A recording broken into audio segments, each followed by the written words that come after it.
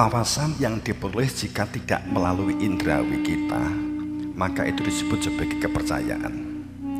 Informasi yang kita terima saat tidak melalui indera, pendengaran, penglihatan, pemikiran atau akal yang enggak menggunakan rasional dan nalar gitu ya, katakanlah penglihatan, maka itu disebut sebagai kepercayaan.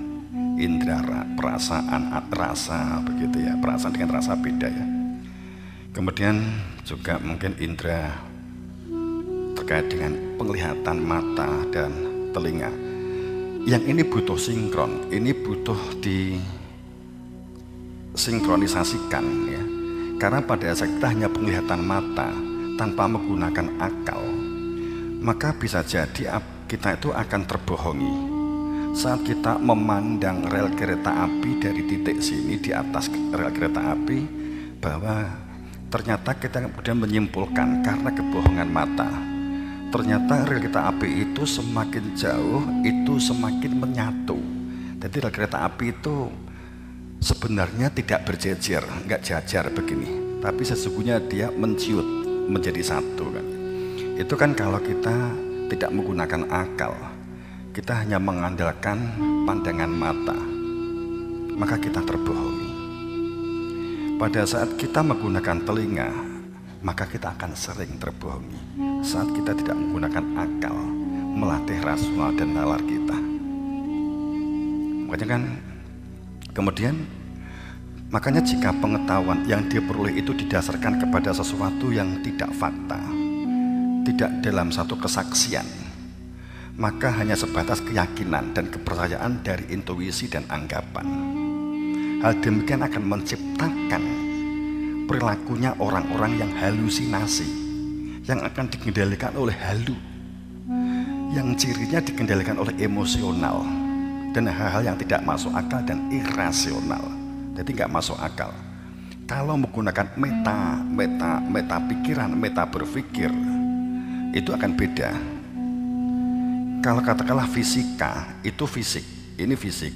Tapi kalau metafisika, itu berarti kita mengetahui unsur-unsur kandungan di balik yang tampak mata, sehingga kita nggak akan terbohongi. Kalau kita menggunakan fisik, kamu mengatakan ini adalah kertas. Tapi kalau kita mengatakan metafisik, berarti ini ada sesuatu di balik ini. Apa itu? Ini dari seseorang yang telah mencintai saya dan saya sangat mencintainya, yang tahu diri saya sendiri. Kita metafisik kan begitu. Dari siapa? Dari orang yang menjadi kecintaan kan gitu. Pada saat kita nggak memproyeksikan akal pikiran menjadi bagian yang mengendalikan atau menyaring kita, sedang wawasan itu diperoleh dari indrawi kita, maka disebut pengetahuan. Jika wawasan yang diperoleh dari indrawi kita, mungkin dari bacaan, dari melihat, itu mungkin disebut pengetahuan.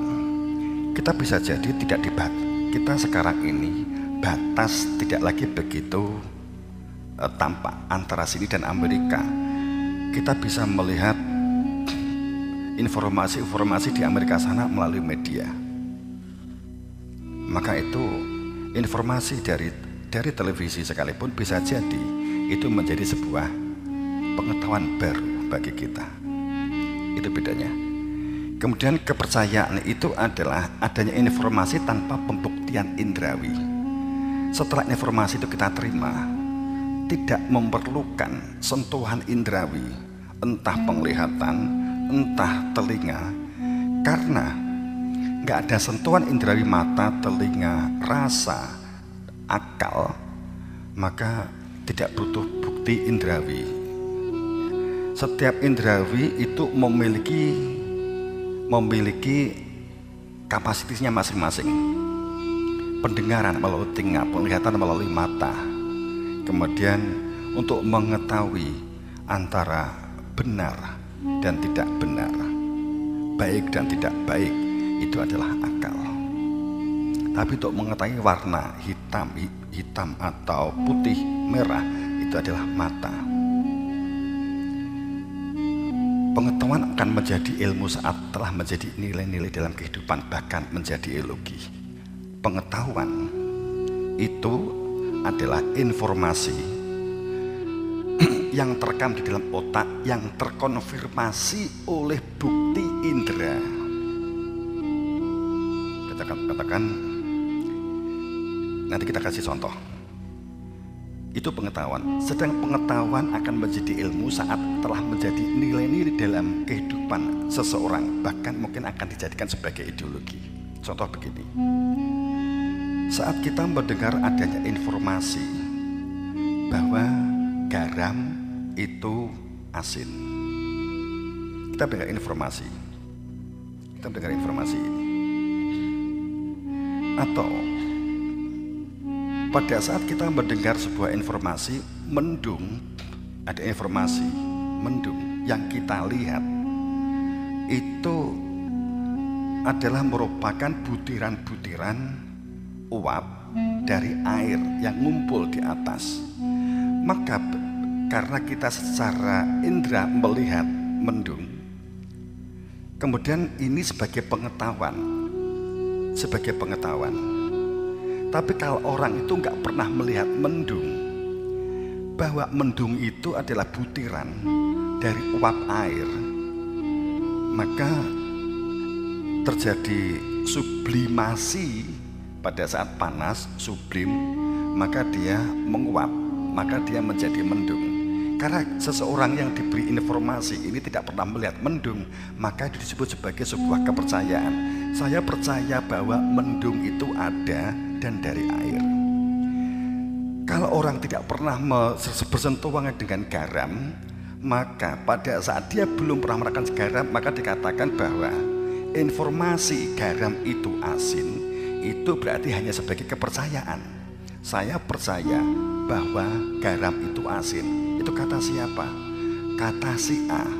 Saya yakin karena si A ini pun dapat dipercaya. Maka saya mengatakan bahwa kenapa kamu dapat dipercaya? Karena dia orang yang memiliki pabrik garam, dia buyer garam, dia petani garam. Maka saya percaya bahwa garam itu asin. Tapi pernah tahu nggak bagaimana rasanya asin? Belum. Maka ini adalah kepercayaan. Kemudian akan menjadi sebuah ilmu yang bersifat majasi atau lahiriah. Setelah kita bersentuhan dengan garam, maka menjadi pengetahuan baru bagi kita bahwa ternyata benar garam itu adalah asin. Kan gitu. Kemudian saat ini mungkin kalau bermain kimia, garam itu terdiri apa? Unsur-unsur kimia ikatannya adalah menunjukkan dia sebagai garam itu adalah asin. Jadi kalau kita nggak tahu bahwa garam itu asin, ternyata unsur kimianya nggak jauh beda dengan upil. Itu karena kita nggak tahu, kan gitu. Podo upil kini jero irung iku yo asin, kan gitu. Tapi tidak bisa disebut garam, sebab masak nganggo upil kan gak ada wong doyan.